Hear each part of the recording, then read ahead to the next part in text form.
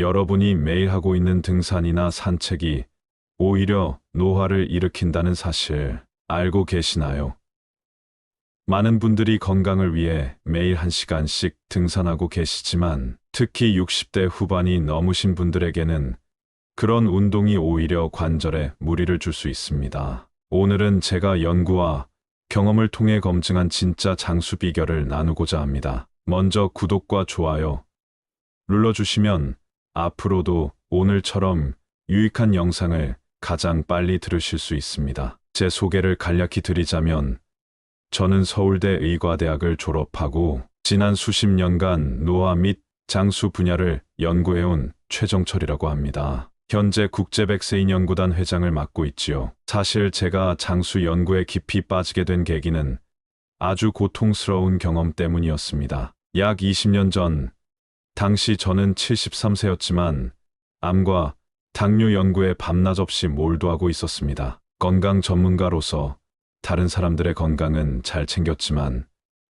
정작 제 건강 관리는 소홀했지요. 그날도 평소와 같이 연구실에서 밤을 새우고 아침에 겨우 2시간 눈을 붙인 후 다시 연구실로 향하던 중이었습니다. 갑자기 가슴이 답답하더니 숨을 쉴 수가 없었습니다. 온몸에 식은땀이 흐르고 극심한 통증이 느껴졌습니다. 전 바로 그 자리에서 쓰러졌고 다행히 주변 동료, 연구원들의 빠른 대처로 병원에 이송되었습니다. 진단 결과는 심근경색이었습니다. 의사인 제가 불규칙한 생활 패턴, 4시간 이하의 만성적인 수면 부족, 과도한 스트레스, 불균형한 식습관으로 인해 생명의 위협을 느끼는 순간이었습니다. 수술대에 오르며 이대로 생을 마감하는 것인가라는 생각이 들었지요. 다행히 수술은 성공했지만 의사로부터 이대로 생활하면 5년을 넘기기 어렵다는 경고를 받았습니다. 그 말을 들은 순간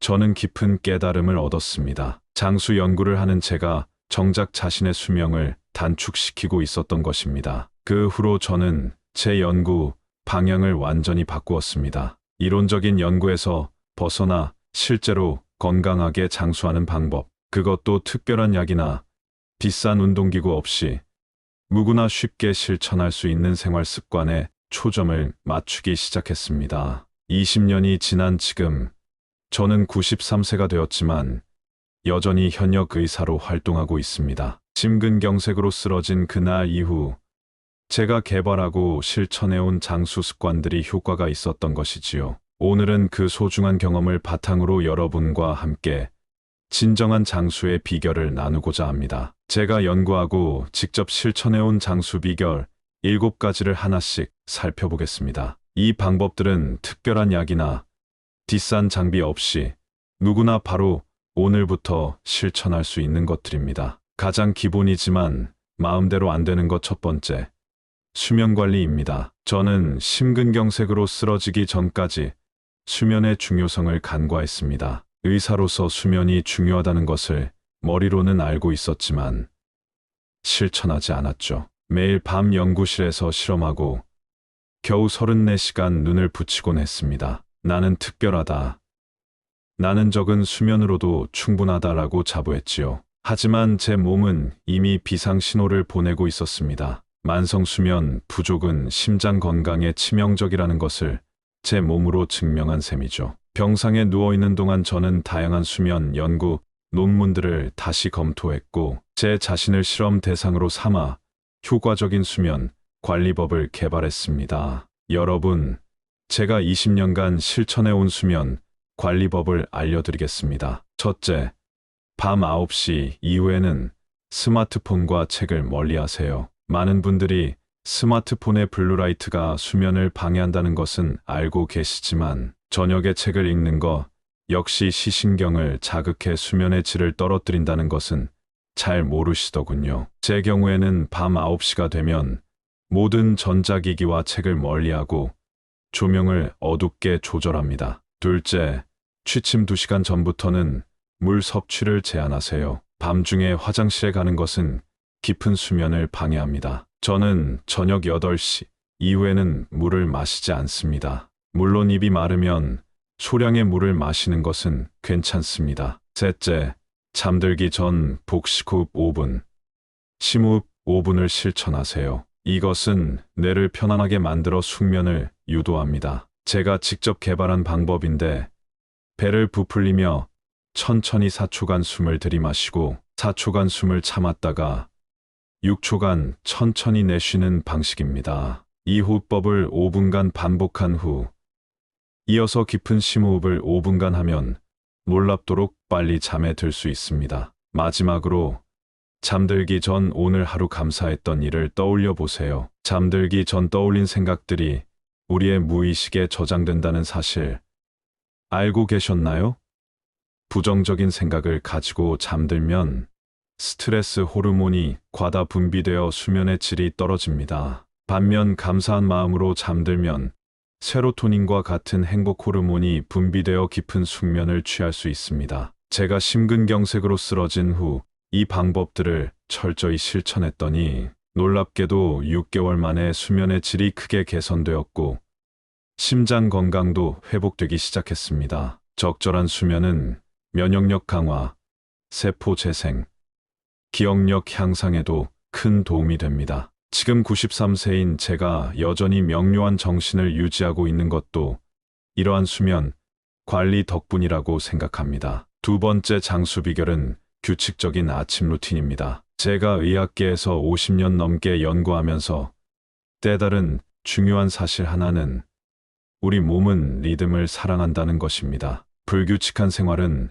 우리 몸의 생체 시계를 혼란스럽게 만들고 그 결과 면역력이 떨어지고 노화가 가속화됩니다. 심근경색으로 쓰러졌던 당시 제 생활은 완전히 불규칙했습니다. 어떤 날은 밤을 새워 연구하고 또 어떤 날은 낮에 잠을 자는 시기였죠. 식사 시간도 일정하지 않았고 때로는 하루 종일 연구에 몰두하여 식사를 거르기도 했습니다. 이런 불규칙한 생활이 제 몸을 망가뜨리고 있었던 것입니다. 병원 침대에 누워있는 동안 저는 장수하는 사람들의 생활 패턴을 분석한 연구 자료들을 검토했습니다. 놀랍게도 100세 이상 장수하는 사람들 대부분이 예우 규칙적인 생활 패턴을 가지고 있었습니다. 특히 아침 일과가 매우 중요했죠. 그래서 저는 제 자신을 위한 아침 루틴을 개발했고 지난 20년간 한 번도 거르지 않고 실천해 왔습니다. 그 결과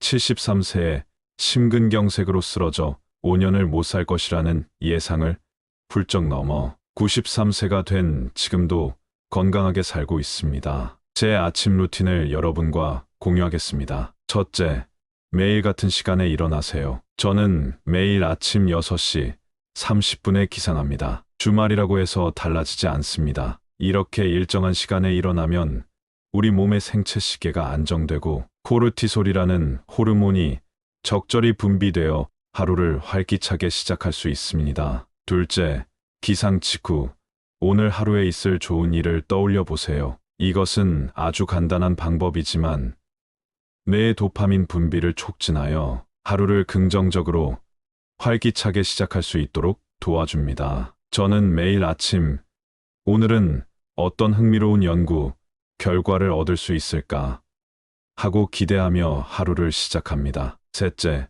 미온수로 입안을 헹구고 미지근한 물 한 잔을 마십니다. 여러분, 밤새 우리 입 안에는 수많은 세균이 증식합니다. 이 세균들을 그대로 두고 물을 마시면 소화기관으로 들어가게 됩니다. 그래서 반드시 입을 헹군 후에 물을 마셔야 합니다. 미지근한 물은 장을 자극하여 아침 배변을 도와주고 밤새 줄어든 체내 수분을 보충해 줍니다. 마지막으로 15분간의 명상과 스트레칭입니다. 저는 바닥에 앉아 5분간 명상을 하고 이어서 10분간 전신 스트레칭을 합니다. 특히 60대 이상이 되면 근육의 유연성이 급격히 떨어지기 시작하므로 매일 아침 스트레칭은 필수입니다. 이 간단한 맨손 체조만으로도 근육과 관절의 유연성을 유지할 수 있습니다. 이러한 아침 루틴은 특별한 장비나 비용이 필요 없습니다. 그저 꾸준히 실천하는 것이 중요합니다. 규칙적인 생활은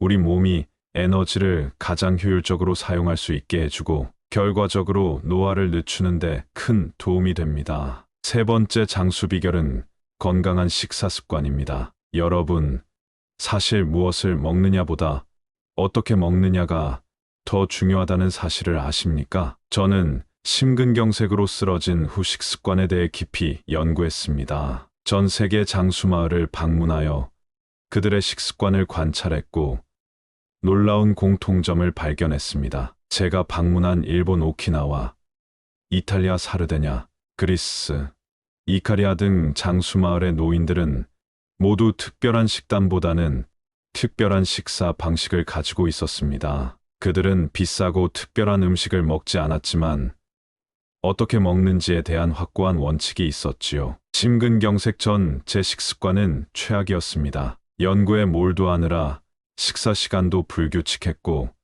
대부분 빨리 먹었습니다. 때로는 연구실에서 혼자 식사를 하면서 논문을 읽기도 했죠. 이런 잘못된 식습관이 제 건강을 해치고 있었습니다. 제가 20년간 실천해온 건강한 식사 습관을 알려드리겠습니다. 첫째, 천천히 여러 번 씹어 먹는 습관이 가장 중요합니다. 음식을 한 입 베어 물면 최소 20번 이상 씹어야 합니다. 저는 매 식사 때마다 한 입 먹고 숫자를 세며 씹습니다. 천천히 씹는 것은 소화를 돕고 영양소 흡수를 촉진하며 포만감을 빨리 느끼게 해 과식을 방지합니다. 1분에 몇 번이나 씹는지 아십니까? 씹는 횟수가 많을수록 뇌의 산소와 영양분이 더 잘 공급됩니다. 또한 씹는 행위 자체가 치매 예방에도 효과적이라는 연구 결과도 있습니다. 둘째, 식사 중 TV나 스마트폰은 절대 금물입니다. 식사에 집중하지 않으면 뇌가 포만감을 제대로 인식하지 못해 과식하게 됩니다. 더 중요한 것은 혼자 먹지 말고 가능한 누군가와 함께 대화하며 식사하는 것입니다. 함께 식사하면서 대화를 나누면 천천히 먹게 되고 사회적 유대감도 형성됩니다. 혼자 사시는 분들은 가능하면 이웃이나 친구와 함께 식사하는 시간을 마련하세요. 셋째, 조리 방법에 주의하세요. 구운 요리나 튀긴 요리, 날 것은 가능한 피하고 데치거나 삶은 음식을 주로 섭취하는 것이 좋습니다. 고온에서 요리하면 발암물질이 생성될 수 있고 날 것은 소화가 어려울 수 있습니다. 특히 나이가 들수록 위장 기능이 약해지므로 부드럽게 조리된 음식이 소화에 부담을 덜 줍니다. 제 식단은 주로 찐 채소, 삶은 고구마, 현미밥, 콩, 견과류, 과일 등으로 구성되어 있습니다. 마지막으로 식사 후에는 항상 따뜻한 물 한 잔으로 마무리하세요. 따뜻한 물은 소화를 돕고 위장 활동을 촉진합니다. 특히 기름진 음식을 먹었을 때는 더욱 효과적입니다. 저는 식사 후 30분 정도 지난 후에 따뜻한 물을 마십니다. 이것이 소화를 돕고 체내 독소를 배출하는 데 도움이 됩니다. 이런 식습관은 특별한 음식이나 비싼 건강식품 없이도 누구나 실천할 수 있는 방법입니다. 음식 자체보다 어떻게 먹느냐가 중요하다는 것을 기억하세요. 93세인 지금도 제가 소화기 질환 없이 건강하게 지낼 수 있는 것은 이러한 식습관 덕분이라고 생각합니다. 네 번째 장수 비결은 규칙적인 운동과 꾸준한 신체 활동입니다. 여러분, 제가 시작할 때 언급했던 내용 기억하시나요? 매일 1시간씩 등산하거나 산책하는 것이 항상 좋은 것은 아닙니다. 특히 60대 후반이 넘으신 분들에게는 등산과 같은 높은 강도의 운동이 관절에 무리를 줄 수 있습니다. 저 역시 심근경색 전에는 시간이 날 때마다 1시간 이상 산에 오르곤 했습니다. 그런데 이런 불규칙적이고 강도 높은 운동이 오히려 제 심장에 무리를 주었다는 사실을 나중에야 깨달았습니다. 장기간 연구와 자기 경험을 통해 저는 중요한 진실을 발견했습니다. 바로 짧게라도 자주 규칙적으로 움직이는 것이 한 번에 오래 운동하는 것보다 훨씬 효과적이라는 것입니다. 세계 각국의 장수촌을 연구한 결과 그곳 노인들은 특별한 운동 프로그램을 따르지 않았습니다. 대신 일상생활 속에서 자연스럽게 몸을 움직이는 활동을 하루 종일 이어갔습니다. 텃밭을 가꾸고 집안일을 하고 걸어서 이동하는 등 일상의 신체 활동이 자연스럽게 녹아 있었지요. 제가 개발하고 실천해온 운동법을 공유하겠습니다. 첫째, 등산과 같은 고강도 운동보다는 가벼운 규칙적인 운동이 더 효과적입니다. 특히 60대 후반 이상의 노인들에게는 등산이 관절에 무리를 많이 줄 수 있습니다. 무릎 관절이 손상되면 회복이 어려워 오히려 활동량이 줄어들고 이는 결국 근육량 감소로 이어집니다. 저는 매일 아침 저녁으로 20분씩 빠르게 걷는 운동을 합니다. 20분이 짧게 느껴질 수 있지만 매일 꾸준히 하는 것이 중요합니다. 걷기는 관절에 부담을 주지 않으면서도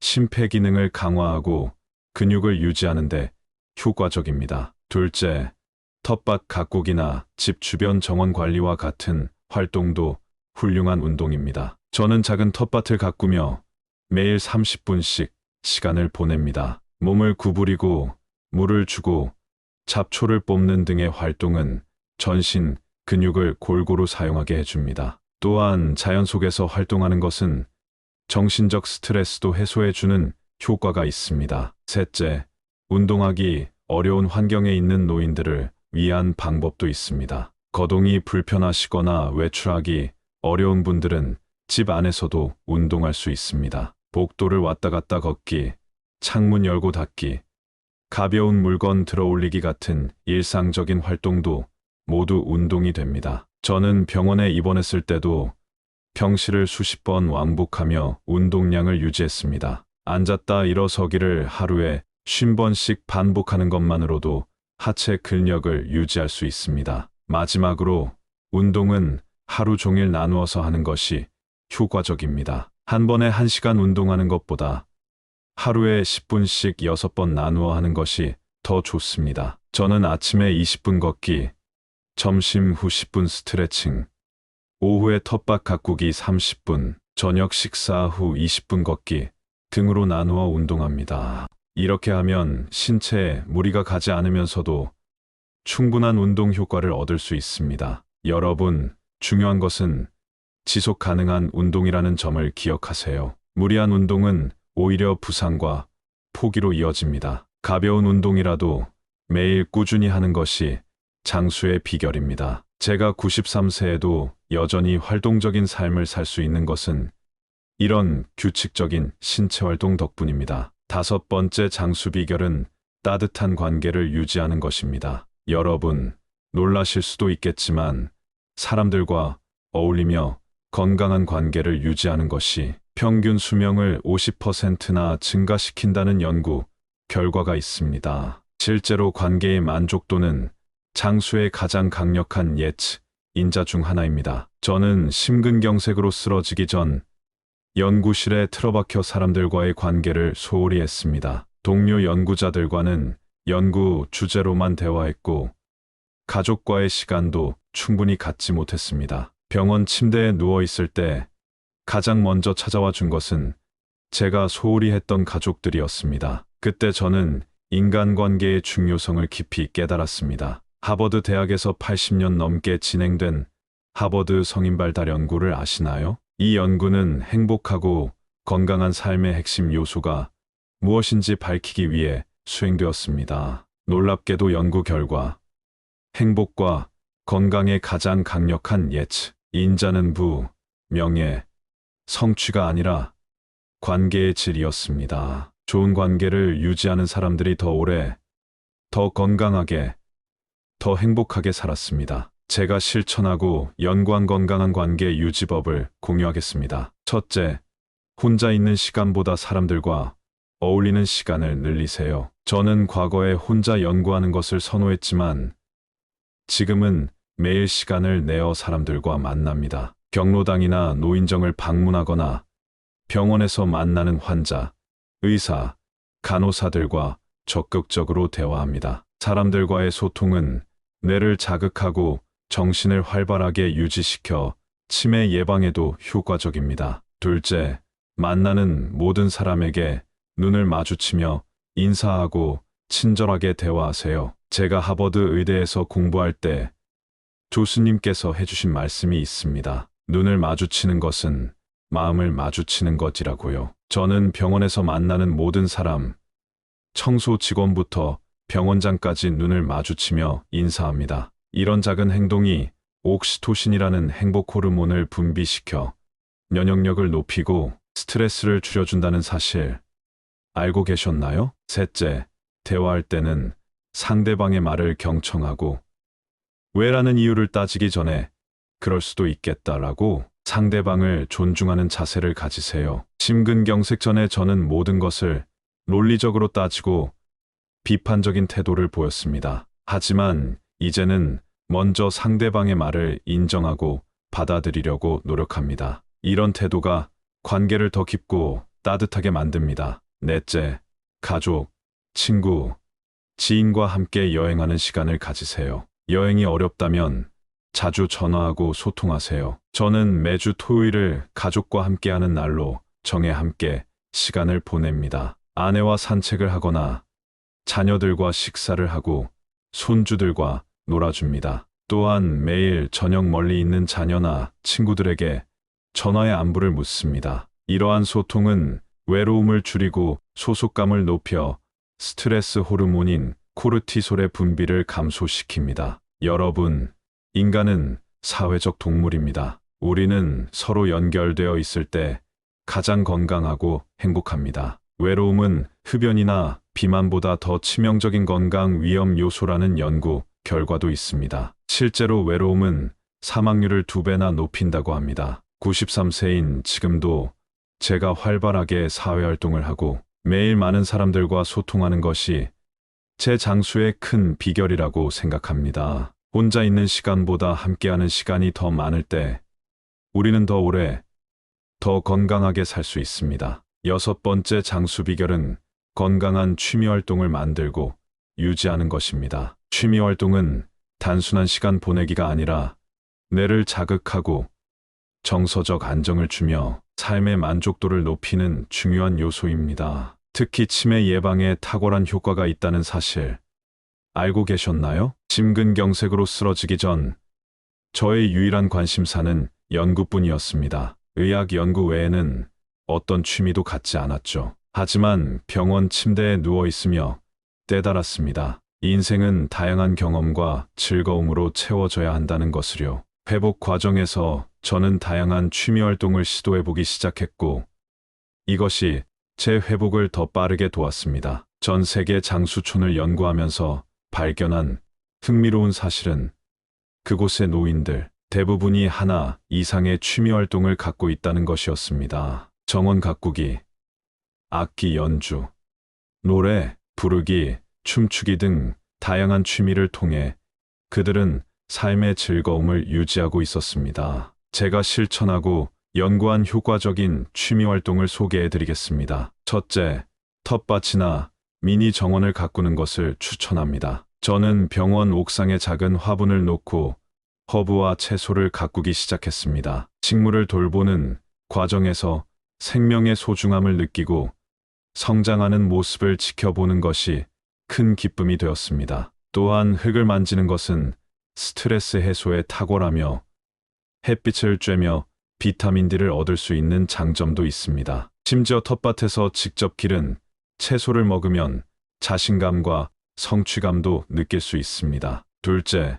손으로 하는 활동을 시작해 보세요. 붓글씨, 퍼즐, 뜨개질, 목공예 등 손을 사용하는 취미는 뇌의 다양한 영역을 자극합니다. 저는 73세에 처음으로 서예를 배우기 시작했습니다. 처음에는 서툴렀지만 꾸준히 연습한 결과 지금은 꽤 능숙해졌습니다. 붓을 쥐고 집중하는 시간은 명상과도 같아서 스트레스 해소에 큰 도움이 됩니다. 또한 복지관이나 문화센터에서 제공하는 프로그램에 참여하면 새로운 사람들과 만나는 기회도 얻을 수 있습니다. 셋째, 음악 활동을 추천합니다. 노래를 부르거나 악기를 연주하는 것은 뇌의 다양한 영역을 활성화시킵니다. 저는 80세에 처음으로 병원 실버합창단에 가입했습니다. 매주 2번 연습하고 정기적으로 병원 로비에서 공연도 합니다. 함께 노래를 부르면 엔도르핀이 분비되어 스트레스가 해소되고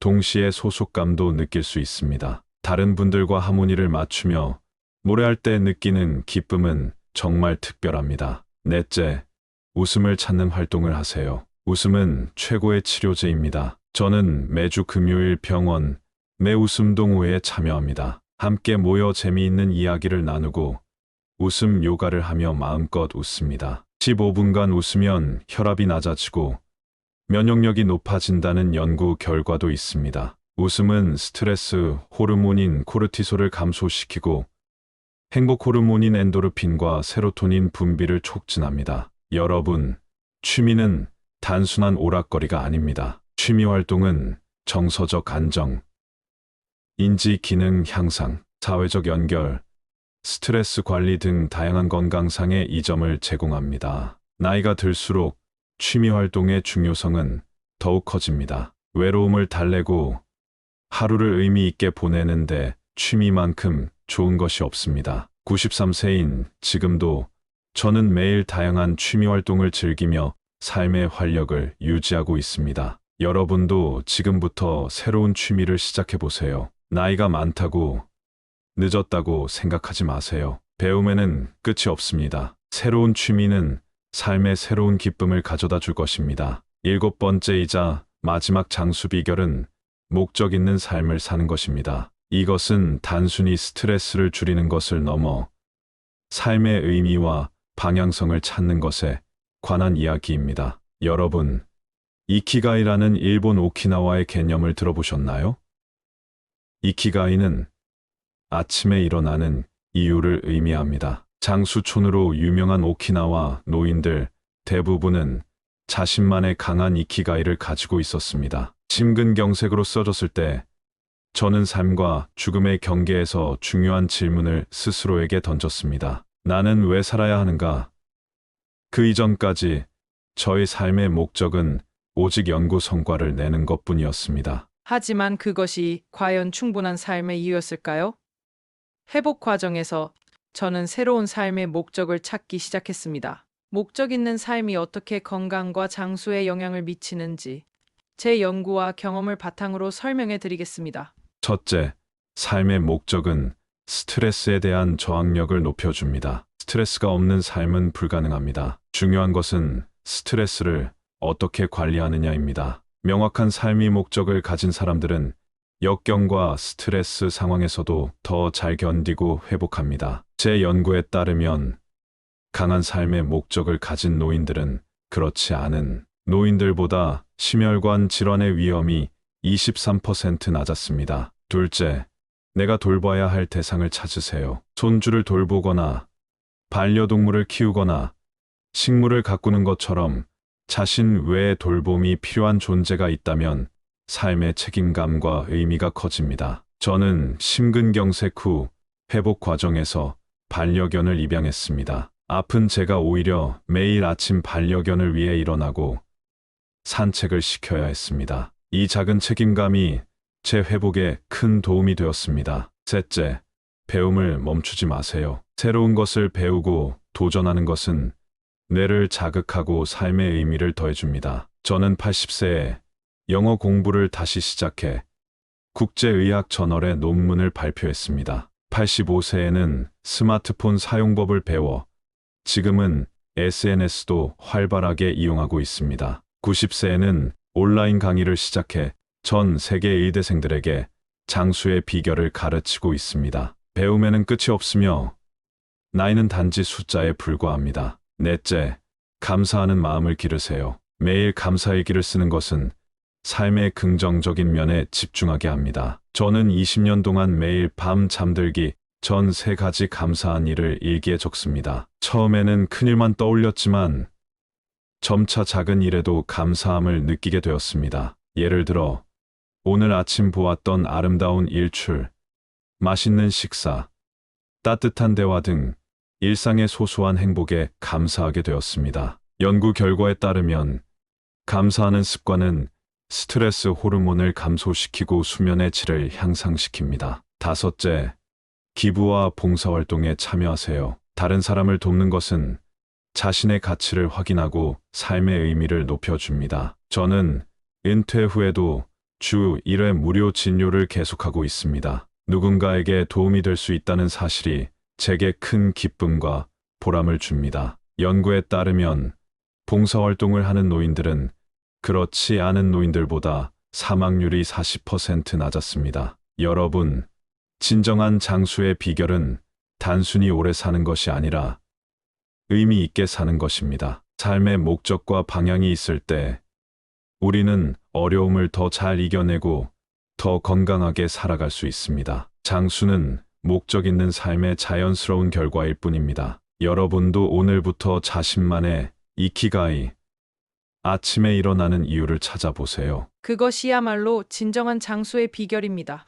지금까지 제가 연구하고 실천해온 7가지 장수 비결을 여러분과 나누었습니다. 이 모든 비결들은 특별한 약이나 비싼 장비 없이 누구나 오늘부터 실천할 수 있는 생활 습관들입니다. 다시 한번 요약해 드리자면, 첫째로 수면 관리가 중요합니다. 밤 9시 이후에는 전자기기와 책을 멀리하고 복식 호흡과 감사하는 마음으로 잠들면 깊은 숙면을 취할 수 있습니다. 둘째, 규칙적인 아침 루틴을 습관화하세요. 매일 같은 시간에 일어나고 미온수로 입을 헹구고 물을 마시며 가벼운 명상과 스트레칭으로 하루를 시작하는 것이 중요합니다. 셋째, 건강한 식사 습관을 기르세요. 무엇을 먹느냐보다 어떻게 먹느냐가 중요합니다. 천천히 씹고 대화하며 식사하고 데치거나 삶은 음식을 선호하며 식사 후 따뜻한 물로 마무리하세요. 넷째,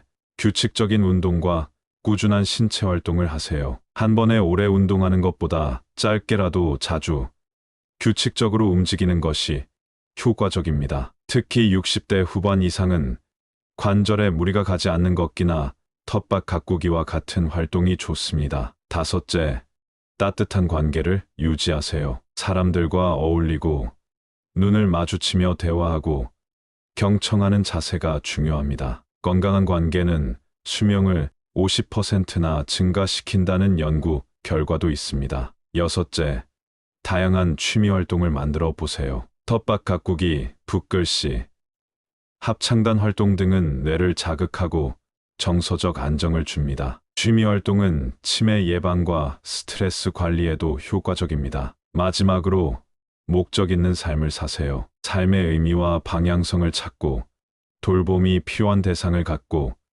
지속적으로 배우며 감사하는 마음을 기르는 것이 중요합니다. 이 7가지 비결은 제가 20년 전 심근경색으로 쓰러진 후 찾아낸 것들입니다. 당시 의사들은 제게 5년을 넘기기 어렵다고 했지만 이러한 생활 습관의 변화를 통해 저는 그 예상을 훨씬 뛰어넘어 93세가 된 지금도 현역 의사로 활동하고 있습니다. 여러분, 중요한 것은 당장 모든 것을 바꾸려고 하지 않는 것입니다. 작은 변화부터 시작하세요. 예를 들어, 오늘부터 식사할 때 한 입당 20번 씹기를 실천해 보세요. 또는 매일 아침 5분간 감사한 일을 떠올려 보세요. 이런 작은 습관들이 모여 큰 변화를 만들어냅니다. 나이는 단지 숫자에 불과합니다. 여러분이 몇 살이든 언제부터든 건강한 생활 습관을 시작할 수 있습니다. 물론 이 모든 것을 알고 있지만 실천하기는 쉽지 않다는 것을